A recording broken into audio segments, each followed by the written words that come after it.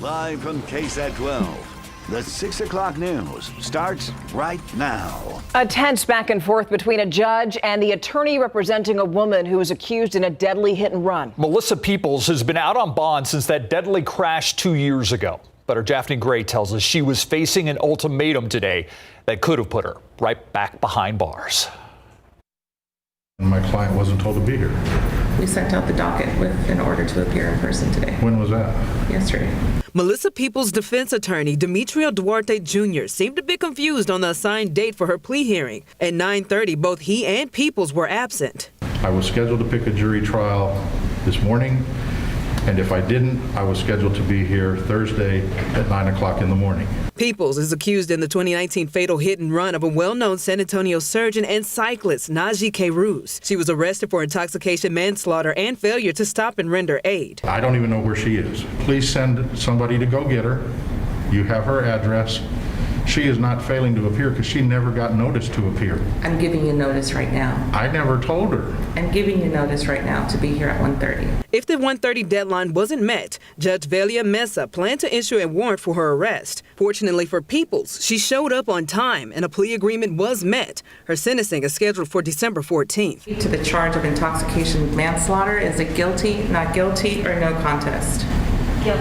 And on the charge of failure to stop and render aid causing serious bodily injury or death, is it guilty, not guilty, or no contest? No contest. Melissa Peoples is facing 15 years in prison, but her attorney tells me that she plans to take any alcohol or drug counseling that they have to offer. Now tonight at 10, for the first time since this tragic incident, she's speaking out. What words she has for Najee K. family on the night beat. But for now, at the Kadena Reeves Justice Center, Daphne Gray, KSAT 12 News. CPS Energy's upcoming rate hike will be less than expected, but it's unlikely to be the last one. Though CPS Energy officials had previously spoken about a 10% increase, they're only expected to propose a 3.85% hike at City Council tomorrow. The utility's chief financial officer says that lower number represents their more immediate financial needs and that CPS wants to allow more discussion of the future investments that were part of the larger figure. Built into all of that is the understanding that we're going to come back more frequently to City Council with rate requests. It won't be another 8 years. What you'll see tomorrow is a look at maybe going every couple of years with more modest requests. So a more incremental approach with more dialogue. And in addition to the rate increase, Kuczynski said the utility will suggest a separate charge to recoup what it has spent on energy and fuel costs from the February freeze. That second charge would have an approximately less than 1% impact on customers' bills, he says. It's the holiday season, and just like last year, we're talking about yet another variant strain. The difference is that this year we actually have vaccines. Lee Waldman now live at City Hall, where leaders are urging San Antonians to get vaccinated. And Lee, in this meeting that they had, did they discuss the strategy? They did. City and health officials made their strategy abundantly clear. They said we're going to stay safe this year if we utilize COVID-19 vaccines. According to Metro Health, 64% of our total population here in San Antonio is fully vaccinated. 77% has at least one dose, but it's the other numbers that are concerning to city and health officials. The number of people unvaccinated. Mayor Ron Nirenberg spoke passionately about that group, saying it's not just about you, but about the people around you. You've got to protect yourself and protect other people at the same time. So when you're answering that question, should I or should not get vaccinated, it's about more than just you. Think about that for the holidays. So Merry Christmas, everybody. Before Thanksgiving, Metro Health said that they would be watching our case numbers over these next couple of weeks. And with the emergence of the Omicron variant, they said that is not changing. They're going to continue to monitor those numbers. Live at City Hall, Lee Waldman, KSAT 12 News. Thank you, Lee. New at 6, depression, anxiety, fear. There's no denying COVID harmed kids' mental health, and schools say they are seeing it. In the South San Independent School District, the need for mental health across the student body has led to new hires and partnerships through their program, Care Zone. The program started in November of 2019 and offers free mobile services for students and their families. Alicia Barrera has more on the growth of that program and the common issues that students talk about. Bobby Mota is a student ambassador for South San ISD's Care Zone program. We help with kids. We need to spread out the word of being kind. The focus is on mental wellness, and after almost 2 years of virtual counseling sessions, their in-person services are needed now more than ever, with 250 students referred just this school year alone. Our community is a predominantly lower income community, and we have a lot of intergenerational trauma, intergenerational poverty. So people have lost family members, and sometimes those are the only guardian the child has. Care Zone continues to tackle two of the biggest barriers students at South San face: transportation, and then access to mental health services. Flores says the no-cost services have helped kids be kids and succeed in the classroom without having to leave school. For the past year, Rosario Garcia's son, Sergio, has visited with his caseworker once a week. He's telling me he's getting better grades now. Then last year, he was having a lot of trouble with it. We also are able to provide that extra support that his teachers may need as well. Without Care Zone, social workers fear these kids would never get the help they need. We would see probably higher rates of self-injurious behavior or even unfortunately suicide attempts as well. South San says they did expect as well as prepare for a higher demand for these mental health services as their students were without social emotional development for so long. So what they did was hire 2 new social workers to take on more cases as well as help students with resources including food and clothing, and now they're looking to hire 1 more. Reporting Alicia Barrera, KSAT 12 News. All right, let's talk more about the Care Zone now at South San ISD. It's teamed up with the San Antonio Mobile Wellness Unit, made up of multiple organizations that help students, families, and staff with all sorts of need, from food and clothing as well as mental health. The Mobile Wellness Unit helps make the services free of charge for its clients. It helps serve at South San ISD. Now, the Bexar County Medical Examiner's Office says that 49-year-old Charles Mullen is the person who died this morning in a crash. Happened just before 3 a.m. on Culebra Road between Petrenko and Ingram Roads. San Antonio police say that a car hit Mullen as he was crossing the street. Investigators say that he wasn't in a crosswalk, but the driver who hit him called for help. Mullen was pronounced dead at University Hospital. Police say the driver in this case will not be charged. New at 6, a UT Health medical student shows us how important it is to remember where you came from. You see, she herself, a refugee from Afghanistan 20 years ago, organized a mattress drive to help other Afghan refugees who are now calling San Antonio home. Jesse Degollado has a story. A gently used mattress is better than no mattress at all, which is why these volunteers came by. When I hear about families and people that are sleeping on the floors and desperately in need, I hope that my one contribution will encourage others to do the same. Sonia Rozakiar certainly hopes so. The medical student at UT Health, also working on her PhD, wanted to do what she could, having been an Afghan refugee 20 years ago. Seeing the families go through the same thing that my family went through, it's been really hard. Organizing the mattress drive, she says, has been, in a way, therapeutic. Now that the pickup is packed with mattresses, it's on to the next stop. It's where they're most needed. A group of Afghan men who, like many new arrivals, escaped with next to nothing. Raza Kiar says Afghanistan was just as chaotic when her family had to flee. She still recalls the moment she finally felt safe. Or could just take a deep, comfortable breath was when I laid down on my bed, The mattress delivered to their apartment was met with joy and anticipation by these children. Sleep. The same age Raza Kiar was at the time. Brings tears to my eyes. I'm happy they're here and they're safe, and so grateful for everyone. Thank you. Jesse Degollado, KSAT 12 News. Need a little help getting up on that bed. Great story. Well, the most wonderful time of the year also has a reputation for being among the most dangerous. And a huge contributor to holiday injuries, your Christmas decorations. Your ambition to make yours memorable needs to be balanced with safety, according to ER clinical doctors. Ursula Perry with what tends to go wrong with all that tinsel, Christmas trees, and those holiday trinkets.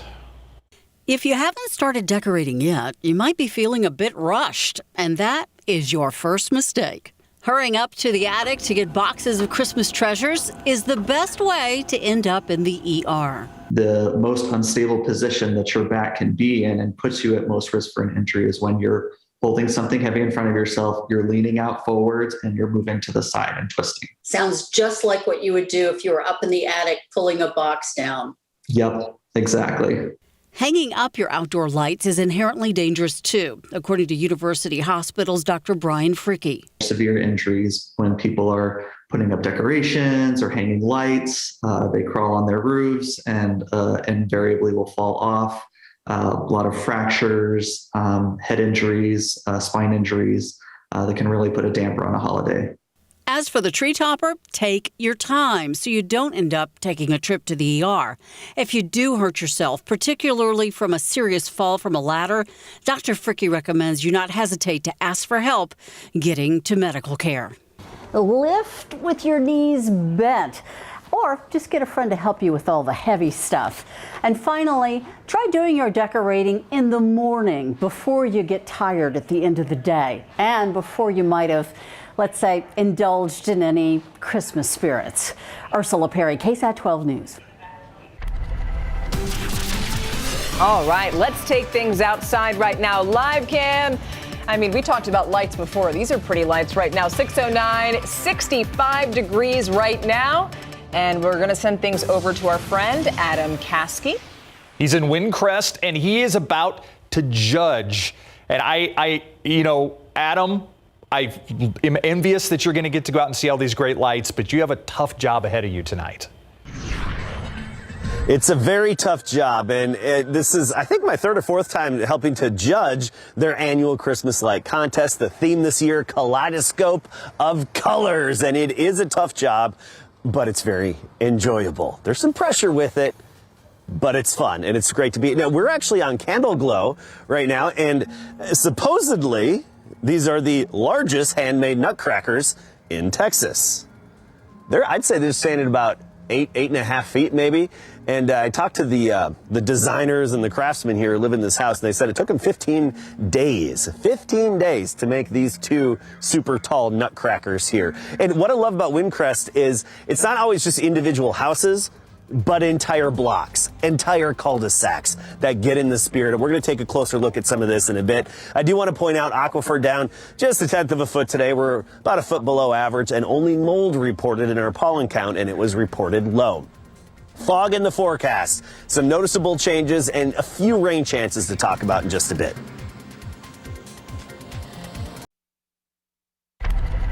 A private conversation captured on a hot mic between the South San ISD superintendent and board president, raising concerns what some board members want to see and why they're not getting answers on the Night Beat. So you've probably seen them responding to incidents on area roadways, and now TxDOT's Hero program is entering a new phase. Yeah, people need a hero. Our Samuel King joins us now. Sam, Bexar County Commissioners approving funding for this program. You've been working on that all day. I have. I thought I was saving it 5. I thought, I'll bring it out. Well, about $500,000 in funding, in fact, Steve, as Bexar County and the city of San Antonio have agreed to partner with TxDOT to help fund the program. It really helped during incidents like you saw there. HERO stands for Highway Emergency Response Operation. The program has been running since August of 2020 to crews clear minor crashes from roadways and help with things like flat tires and battery jumps. TxDOT says HERO has helped prevent dozens, not thousands yet, dozens of secondary crashes in this first year of operation, helping to ease congestion and bring peace of mind to the public, including the children of county commissioners. Inexperienced driver didn't check the gas gauge. I think he just ran out of gas and called the Hero line. I mean, they showed up within 10 minutes and gave him some gas and got him on the road. So, I think it's just a great service to the community, particularly in those highway incidents where you don't want to get out of your vehicle. It's a little, dangerous with those cars flying by. As of last month, HERO crews have performed more than 90,000 services for the public and law enforcement agencies. TxDOT told commissioners today they're actually considering expansion farther out on I-10, maybe to Seguin as resources allow. They do respond there. Also serve areas like Bernie and New Braunfels, including San Antonio. On the highways this evening, this is Highway 90 near Loop 1604. We had a crash there, but it is just cleared, but you can still see a lot of headlights there. So that travel time in this direction, 16 minutes now, I-35 to Loop 1604. The wide view still had some incidents here on the north side. Didn't want to alert folks to people coming up from the south from the Vine heading toward Lytle. There's a crash there in 35, so that's causing a 5 to 6 mile slowdown there. So watch out for that. Also, the closure tonight in Blanco and Loop 1604. We'll have more on that this evening here. Oh, I put that in there. There you go. And this is 98 Minute Creek. Real quickly, before we head back to everyone, the crash here, Loop 410 at Northwest Military. So watch out for that this evening. We'll have an update on that in the next half hour too, guys. All right, Sam, thank you. But you know what? We want to keep things outside. Sky 12 right now, giving us a lovely view of downtown San Antonio. So that Christmas tree that you're looking at, that's the Hilton Hotel, I'm told? Yes, the Palacio del Rio Hotel, and of course the Tower of the Americas in the foreground. And speaking of lights. Exactly. We're going to go over to our friend Adam Caskey, who is in Windcrest, the City of Lights, and he's there to judge a contest. Does this make you an expert? Yes, I am very self-appointed expert, tenured veteran here. Okay, all right. Yes, obviously, and I'll tell you why in one moment, because I look at the details of a lot of the decorations in these yards. I just want to point out, we just walked next door from where we were with the large nutcrackers, and this is on Candle Glow, and that's the name of the street, and this is one of the popular houses, the supposedly largest real mistletoe kissing ball in Texas. There you go. You got the mistletoe here. A lot of people love to come for that. The milk and cookies always very popular. And I also want to point out the gingerbread house. And this is why I call myself an expert, because I love to come up, don't touch, don't get on, but I love to look at all the little handmade elements that are obviously handmade and not store-bought, such as the snow on the roof and around those lights made of spray foam. How many cans? 50 cans? Yes, about 40 to 50 cans of spray foam. Okay, let's talk weather. I want to get to what we had today and what's coming down the pike, because you'll notice some changes, some increase in humidity, some fog, and then some rain chances a little bit as well. But today we started off at 44, then we made it into the low 70s, 73 degrees the high temperature this afternoon. Across the state, very fall-like, comfortable, pleasant, mostly in the 60s and 70s. Okay, Del Rio, Brownsville, and even Cotulla hit 80 degrees. And right now, just a mixture of temperatures out there across the Lone Star State. We've got 60s, 70s, and already dropping into the 50s in some locations. So let's talk about what's coming down the pike. We're 64 here in San Antonio. Our temperature is going to fall off most rapidly here over the next couple of hours and then level out a little bit and not be as cold as the past few nights. But I do want to point out that we will have some areas of fog. So by about 10 o'clock, I anticipate the fog starting to develop and at least a very thick, wet dew on any outdoor surface and the grass. But we'll be 55 at midnight and starting the day tomorrow morning, in the mid 50s. So holding steady come midnight, basically. And our morning temperatures will be rising.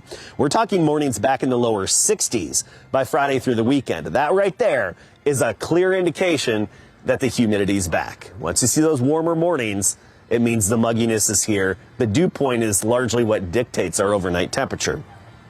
So let's talk about our weather pattern. We've got the upper level low pressure system still off to the west. We've had one there for more than a week now. It's over the northern Baja Peninsula, throwing a little bit of energy our way and a little bit of moisture. Actually, it's one reason why we had another spectacular sunset this evening. But let's talk about the real rain-making energy. Those little red blobs you see on the screen there. It's going to throw some of that our way in the days ahead, but we're not going to have all of the essential ingredients to really kickstart good, widespread, soaking rainfall. But we wouldn't be surprised in this kind of a pattern and setup if we get a few pop-up showers and thunderstorms here and there. 20% chance is what we're looking at, basically, Friday through the weekend and into early next week. So tomorrow morning, fog. Anticipate the fog.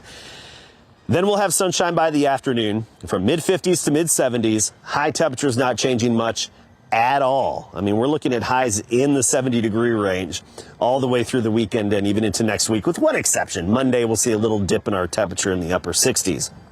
Humidity and morning fog, especially Friday through the upcoming weekend. All right, here's another little vantage point. We go across the street, and you've got the reason for the season. We'll be back next half hour to show you more beautiful light displays from the City of Lights, Windcrest, Texas. I'll see you then. Lovely. Looking forward to that. Thank you, Adam. All right, so it is the most important game of the year so far for UTSA, and it's happening on Friday. Friday, exactly. So a short week to prepare for a team they've already faced once this season. That is Western Kentucky, and the two of them combined for 98 points on that day. So are they ready for another high-scoring game again? Well, they'll let us know. And UIW, the Cardinals are headed to the second round of the playoffs. Coming up.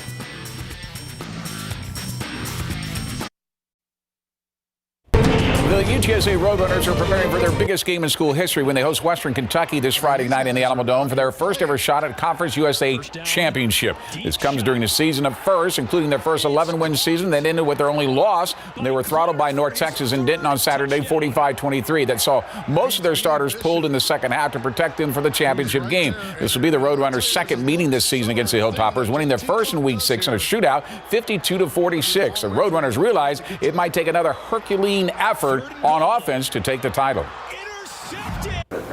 You know, it means a lot. You know, we came into this program with dreams to one day play for this. It's right in front of us. So we got to go out there and achieve it, and it won't come easy. The intensities went up higher. Like I said, everybody's buttoned up.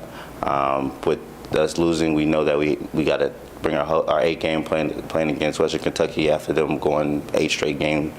We played against them shot for shot in the 6th game, so we know what it takes to beat them, and we got to continue to do that. All right, San Antonio business leaders led by April and Sarah have raised almost $100,000 to help sell out the Dome by giving away free tickets to all UTSA students. At the same time, have money left over to fund programs. Here's a look at that championship game. Will be Friday at 6 o'clock in the Alamo Dome. Meantime, the University of the Incarnate Word Cardinals are headed to the second round of the FCS playoffs for the first time in school history. It's after capturing the Southland Conference title outright for the first time and then beat Stephen F. Austin at home 35-28, taking overtime to do it. Now they face the number 1 ranked and undefeated Sam Houston State Bearcats in Huntsville this Saturday at 2.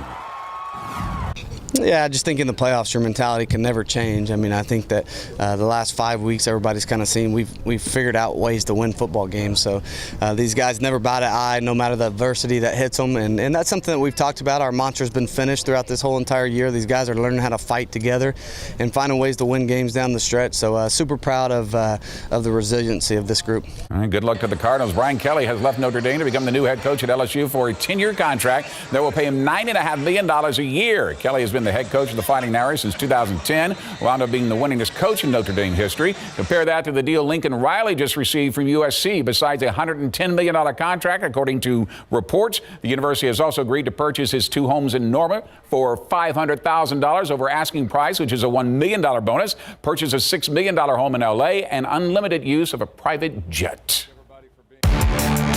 The Alamo Heights Mules are headed to the Class 5A state quarterfinals in football, where they'll face Liberty Hill this Friday night at Bobcat Stadium in San Marcos. That's after they were able to survive last week when they were able to beat Marble Falls Mustangs 10-7. The only touchdown scored by the Mules was a 1-yarder by James Sobey at the end of the first half, and the game wasn't won until Ethan Ball booted the game-winning 39-yard field goal with just 2 seconds left on the clock to advance. Now the Mules put their undefeated 13-0 record on the line against Liberty Hill, 11-2 for the regional championship. I think it gave our guys a lot of confidence that they can play in those types of games and make plays when needed be, and it's just good to have somebody step up and make a play. Oh, it's huge. We got all the confidence in the world now, and we're going into this week thinking we can do anything. They're a pretty good team, but I feel like we're really good, and they're going to try to play hard, but we're going to play harder. We're going to work harder. You know what? Nothing like winning a game on the last second to give you that motivation for the following week, right? How about what a job Coach Ruderman is doing at Alamo Heights? Unbelievable. Yeah. Great transition. Yeah. Thanks, Greg. Speaking of, we'll be right back after this. He is a pastor at San Antonio's University Presbyterian Church, but he grew up in South Africa, and he is actually there on a visit at a very interesting time to be in that country.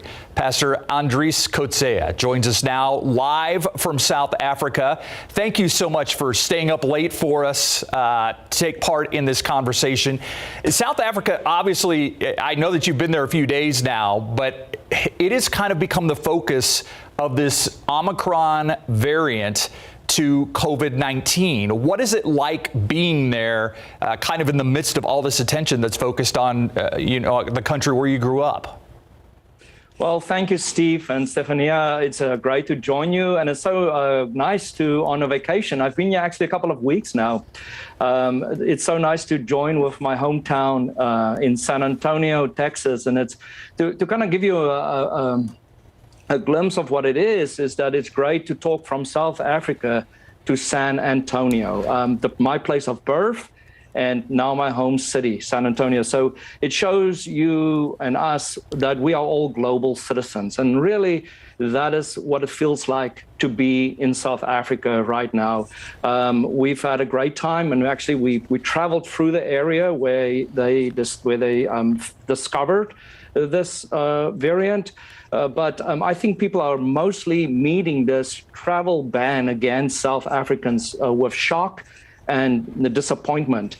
And also, very much at the heart of it, I think many South Africans feel that this is a distraction from the real issue at hand. And the real issue at hand is the global inequity of access and distribution of the COVID-19 vaccine. So I think for people in a developing country like South Africa, it's important that we stay focused on what is at hand. South Africans actually are doing a great job in doing the basics right when it comes to COVID-19. My wife, Beth, and I have, as I said, traveled in the country now for several weeks.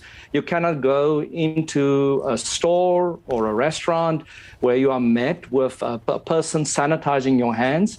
There's a national mask mandate in place, and you cannot go anywhere without a mask.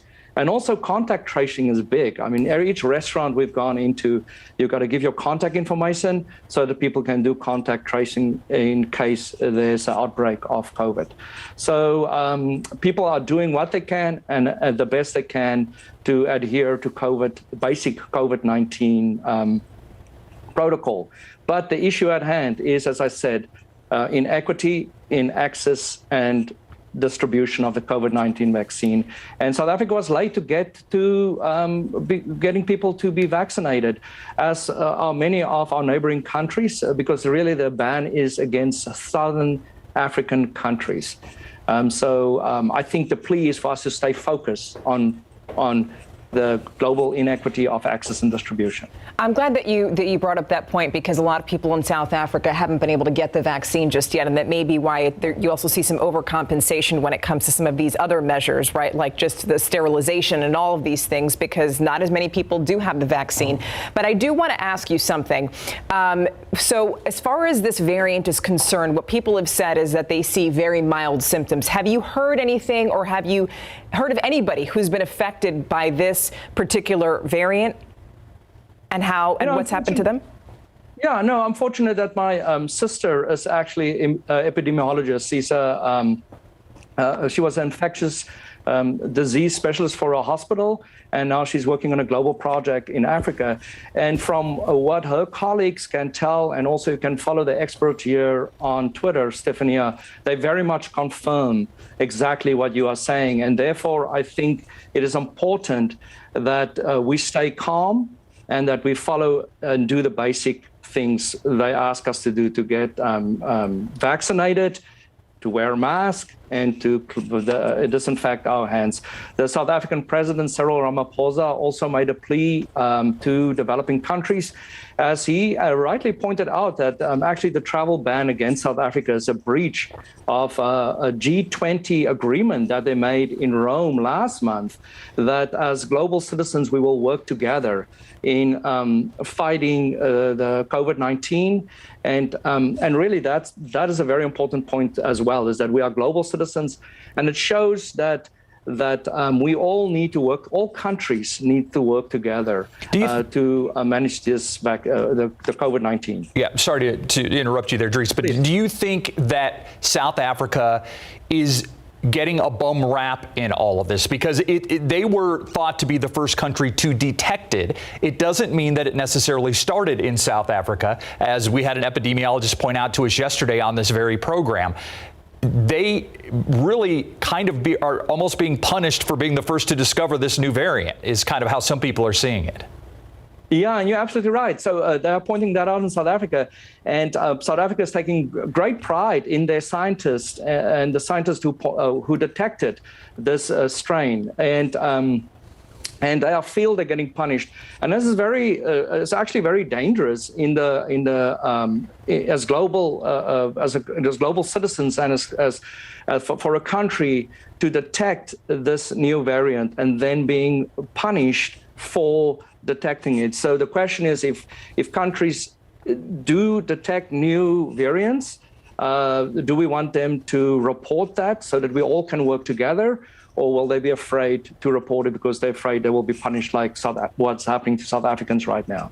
Yeah, and I just want to mention that the researchers in the Netherlands found that actually the variant was detected there before it was detected in South Africa. Just that the researchers, the scientists in South Africa seem to have really been on it. And I also wanted to talk about you talked about the vaccination rate. I believe here 60% of adults are fully vaccinated, and in South Africa it's something like 25% or something like that. And you just don't have the vaccines there, correct, Dries? Really quick, we got about 20 seconds. You know, the vaccines got here very late, but it seems to me they've been catching up. And that's why it's very important, I think, why India and South Africa is really pleading to the global community to drop some of these patent laws on the vaccine so that it can become more and readily available in developing countries, just like it happened with HIV 40 years ago when it was discovered, but and 20 years ago, actually this year, big pharmaceutical companies dropped the lawsuit against Nelson Mandela's government because they wanted to make antiretroviral drugs more readily available by dropping the patent laws. And tomorrow is World AIDS Day, so it's important that we put COVID-19 in that perspective too of the other global pandemic that we're still fighting. All right, Pastor Coetzee, we're going to have to leave it right there, but we're so happy that we had a chance to speak with you. We want you to stay safe and healthy, and we want to see you back here in San Antonio. Thank you so much. Thank you, Stephanie. Thank you, Steve. It was an honor to be with you and the citizens of San Antonio. Great to see you. We'll be right back.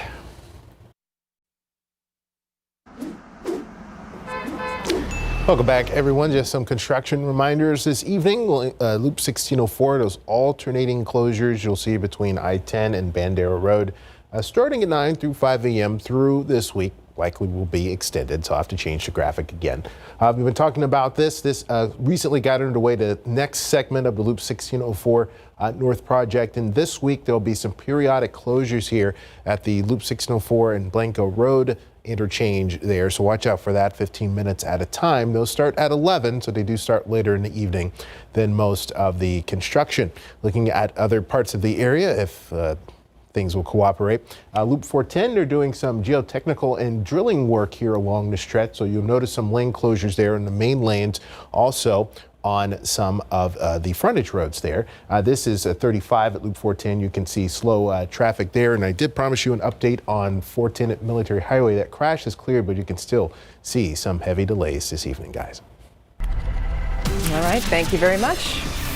All right, now let's take it outside. This is our airport cam live picture of 410 right now. Not too bad out there, 63 degrees, but we want to stay outside and send things over to our friend Adam Caskey.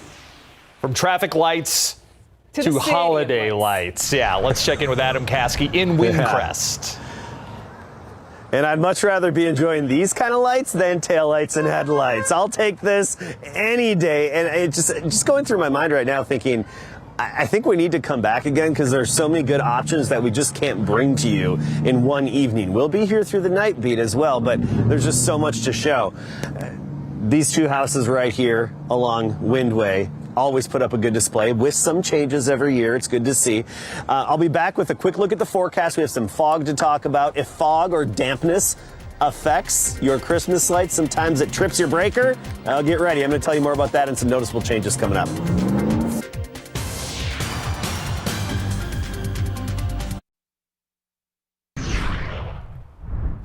All right, 6:45. Now we want to take things back outside, but we just can't get enough. I admit I am actually in a rare moment going to agree with Adam Caskey here and say, I do think you need to go back to Windcrest. You do need to show more. Rare moments. Yes, the rare moment. We agree. Yes, we do. We need to come back again because it's hard to narrow it down and to, really give you an idea of everything that's out here. I mean, not everybody can make it out here and actually drive through, and sometimes the roads can be a little confusing. If you don't know your way around, we can maybe bring you some of the displays that you're not seeing in person. But we are along Windway right now, and this stretch here is always a really good display, and there's a lot of little details, and what I like are the fine little elements such as the hand-painted snowmen and decorations. So much of this here handmade.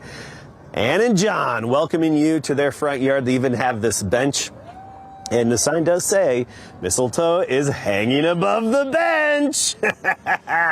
So when you get that photo taken, anyway, they welcome you to come up here. They've got the turf set up so that you're able to do that and get that photo. I want to get to the weather here with you because temperatures are falling off right now. We're down in the mid-60s currently. We're at 64 degrees.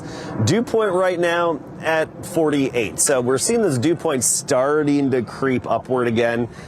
It's comfortable outside. If you have dry skin, you have a little bit of dryness because of the lack of moisture in the air, but that will be changing. Area-wide temperatures mostly in the 60s, and I think we'll all be settling down in the 50s by early tomorrow morning, especially some low and even mid-50s to start the day tomorrow. So let's take a look at the dew points as well, and those dew points, they're on the rise. Not significantly yet, but you will notice the humidity back in the air in just a few days. It's going to get sticky and muggy again. Now it kind of gets you in the spirit of the season, but it's not going to feel so Christmassy by the end of the week in terms of that humidity. All right, let's take a look at the forecast this evening. Low clouds will be developing quickly. I anticipate the fog to develop and move in pretty quickly this evening and especially overnight tonight. And that's going to affect your morning commute tomorrow. As for temperatures, just drop at about another 10 degrees from where we are, so not as cold the past few nights. Take a look at what we're expecting in terms of the fog, and our futurecast is even indicating some fairly thick fog in some parts of our area first thing tomorrow morning. I mean, even after midnight, I think it'll be pretty dense in spots, but all the way through the morning commute, we could have visibilities down to a mile or less. Merry Christmas to you. See, I love the spirit out here. It's always so good and fun. And our overall weather pattern does indicate an upper level disturbance that's off to our west. We talked about this before. It's thrown a little bit of energy, a little bit of moisture our way. It gave us those nice cirrus clouds earlier today. And those cirrus clouds gave us a little display at sunset, which was nice to see. But it could also give us just a few showers and thunderstorms in the days ahead. Not many, just a few. Yes. Not for the marathon on Sunday. Not for the marathon. Maybe one or two for the marathon on Sunday. But tomorrow, nothing to worry about. Just the fog in the morning, then sunny afternoon, mid-70s. We'll be in the 70s for high temperatures, so afternoons in the 70s. All week long, and just that 20% chance of rain coming into the picture by Friday. Friday, Saturday, Sunday, early next week, we're looking at about a 20, maybe 30% chance. And mornings with the fog, afternoons with a little bit of sun, but overall it's going to look fairly gray. So if you need your natural vitamin D, today obviously was a good day. Tomorrow afternoon should be a good day, and then we'll start to see more of a gray pattern set up with the standard foggy mornings that we get when we get that humidity back in place. So coming up on the night beat, we're going to travel just a block away. We're going to go see the Wilsons. Now, their display not only is super extravagant, but also won the Great Christmas Light Fight, the show here on ABC. They're the winners, and they're here in Windcrest, and we're going to show you their display and some of how it's even changed over the past couple of years. It's awesome. They're always improving. So I'm looking forward to that. We'll see you on the night beat. So you're going to go judge and then go to the Wilsons. And I'm going to eat in between. Okay. All right. All right, Adam, thank you. We'll be right back after this. An increase in political polarization, mistrust in institutions, a huge megaphone provided by the internet. All of these factors have created an environment for conspiracies to run rampant. It's the topic of tonight's KSAT Explained live stream. This episode examines the growing rise of extremism and the role that social media plays in censorship.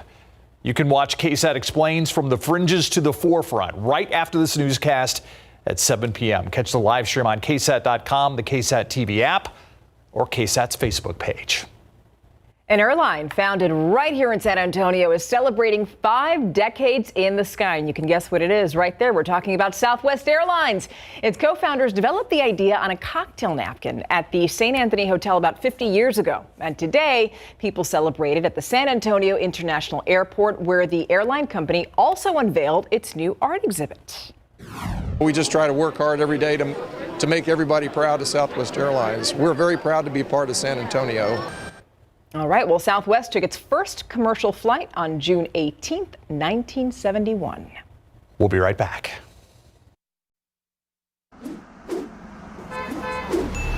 Loop 1604 south of 281 south of 1604, looks fine, 13 to 14 minutes. But we do have an incident here. This is a 281 at Grayson, not really impacting traffic too much, but you can see the flashing lights there. So if you're in that area, watch out. Also here, 281 Loop 410, still some slow, 410 at Jackson Keller.